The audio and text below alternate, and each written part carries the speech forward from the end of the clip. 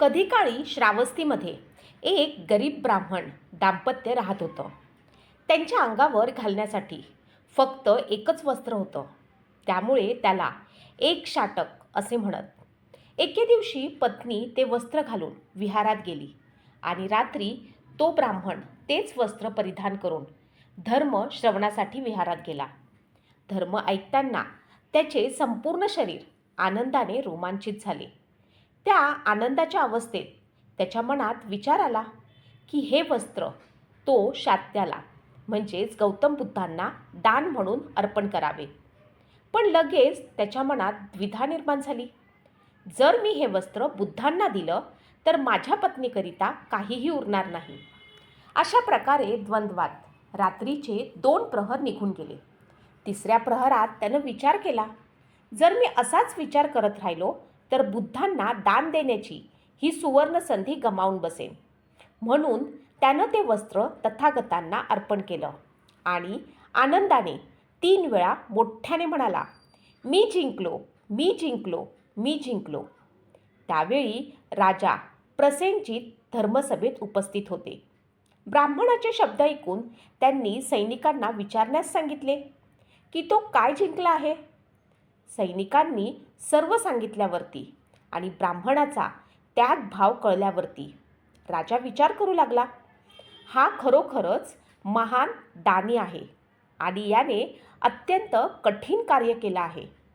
त्यामुळे तो बक्षिसाचा पात्र आहे. राजाने लगेच आदेश दिला, त्या ब्राह्मणाला एक वस्त्र द्यावे. वस्त्र मिळाल्यावरती ब्राह्मणाने तेही बुद्धांना अर्पण केले. त्यानंतर राजाने त्याला 2 वस्त्र दिली, तीही त्याने दान केली.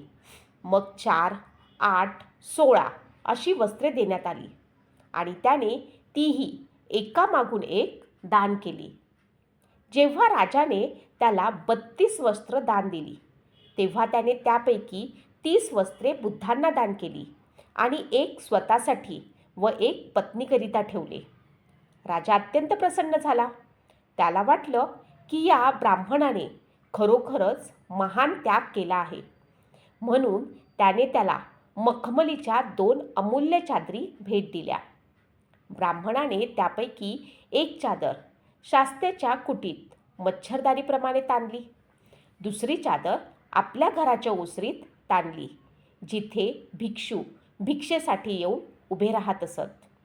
संध्याकाळी परत आल्यावरती राजाने त्या चादरी पाहिल्या आणि तो ब्राह्मणाच्या दानावरती अतिशय प्रसन्न झाला.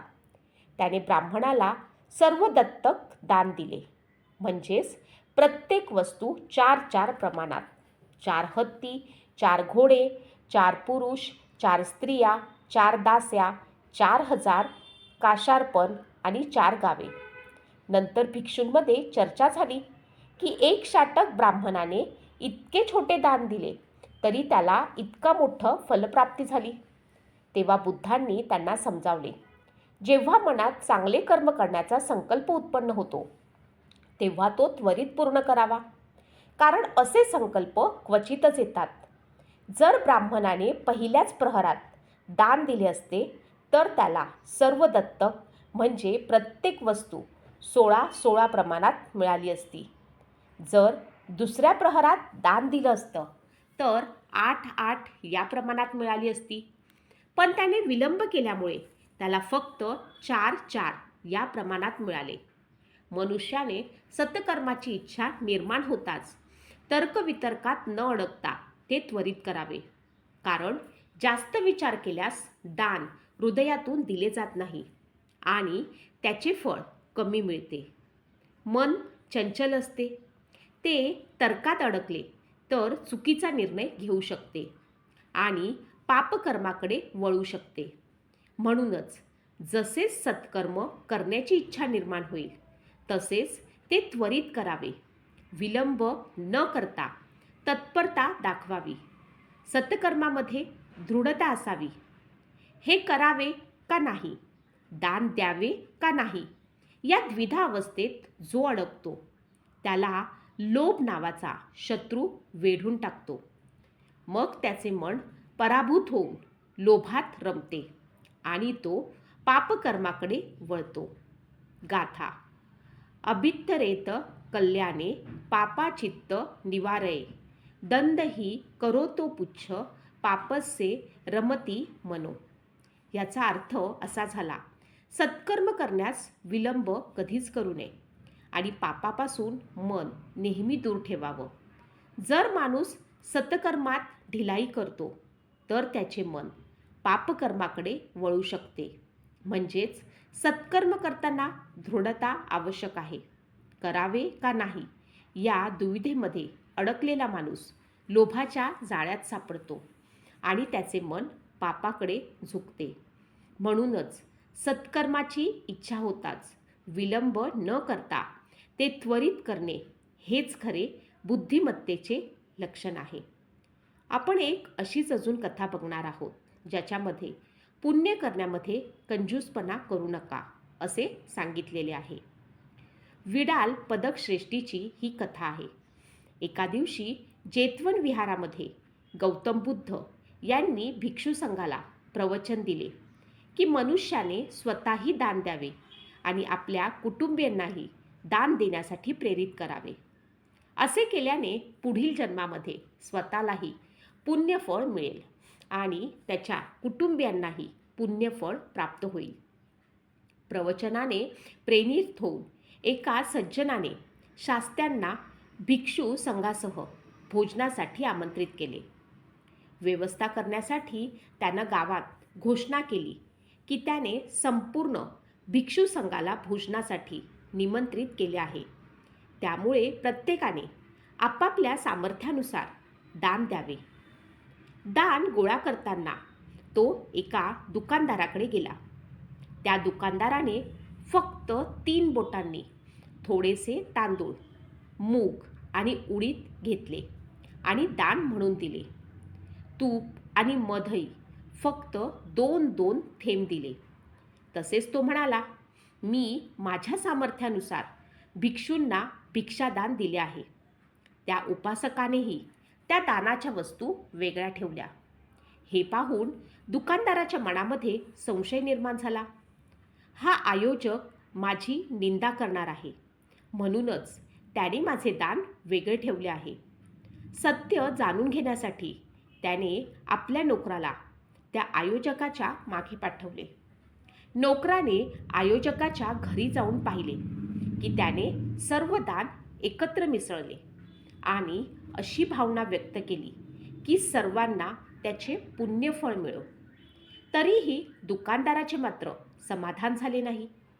त्याने आपल्या कपड्यांमध्ये एक चाकू लपवला आणि प्रेक्षकांमध्ये जाऊन बसला. जर त्याने माझी जरा जरी निंदा केली तर मी त्याला मारून टाकीन. शास्ता आणि भिक्षू संघाला भोजन दिल्यानंतर उपासकाने तथागतांना विनंती केली. या नगरातील सर्व लोकांनी आपापल्या सामर्थ्यानुसार दान दिले आहे. त्या सर्वांना त्यांच्या दानाचे पुण्यफळ मिळो.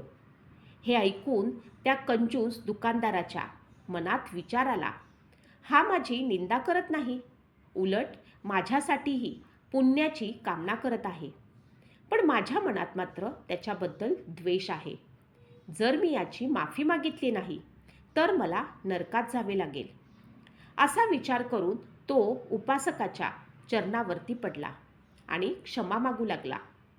ही घटना पाहून बुद्धांनी त्या दानकर्त्याकडनं माहिती घेतली आणि त्या दोघांना व भिक्षू संघाला उद्देशून सांगितले, पुण्य करताना मनुष्याने कधीही कंजूसपणा करू नये. हे तर छोटे पुण्य आहे, याचा काय उपयोग? असा विचार कधीही करू नये. छोटे छोटे पुण्य मिळून मोठा पुण्यसंचय तयार होतो. जसे पावसाच्या एका थेंबाने महत्त्व दिसत नाही, पण सतत पडणाऱ्या थेंबांनी घडा भरतो, तसेच थोडे थोडे पुण्य करत राहिल्यास मोठा पुण्यसंचय तयार होतो. त्यामुळे पुण्याला थोडे किंवा जास्त असे मोजणे योग्य नाही. मनुष्याने सतत शक्य तितके पुण्यकर्म करत राहावे. जगात आपण कधी कोणाला एकाच वेळी करोडपती किंवा अब्जाधीश होताना पाहिला आहे का? जो आज करोडपती आहे त्यानं कधीतरी 1 रुपयापासून बचत सुरू केली असेल. एक रुपया मिळूनच करोड तयार होतो.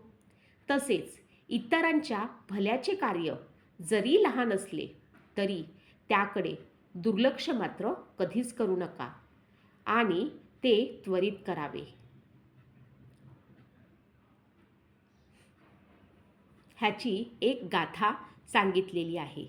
ती गाथा तुम्हाला इथे दिलेली आहे. त्याचा अर्थ असा होतो, बुद्धिमान माणसाने आपल्या लहान पुण्याकडे तुच्छतेने कधीच पाहू नये. याचा काय उपयोग असे म्हणू नये. जसे थेंब थेंब पाण्याने घडा भरतो, तसेच ज्ञानी मनुष्य थोडे थोडे पुण्य करून मोठा पुण्यसंचय जमा करतो. म्हणून पुण्य लहान असो वा मोठे, ते मनापासून आणि सतत करत राहणे हाच खरा धर्ममार्ग आहे. समाजात चांगले बदल मोठ्या कृतींनीच होतात असे नाही, तर छोट्या मोठ्या सत्कर्मांनीही मोठा फरक पडतो. प्रत्येकाने आपल्या क्षमतेनुसार दान, मदत आणि सहकार्य केले तर समाज अधिक संवेदनशील, दयाळू आणि समतोल बनू शकतो. इतरांच्या मदतीसाठी मोठ्या संपत्तीची गरज नसते, तर मोठ्या मनाची गरज असते. थोडेसे दिले तरी ते मनापासून दिले असेल तर त्याचे मूल्य हे नेहमी अमूल्य असते. कंजूसपणा, संशय आणि अहंकार यामुळे समाजात अंतर वाढते, तर दया, प्रेम आणि सहकार्य यामुळे समाज एकत्र येतो. म्हणूनच प्रत्येकाने सतत निस्वार्थपणे आणि आनंदाने पुण्यकर्म करत राहिले पाहिजे. कारण थेंब थेंब जमा करूनच सागर तयार होतो, हे कधीच विसरता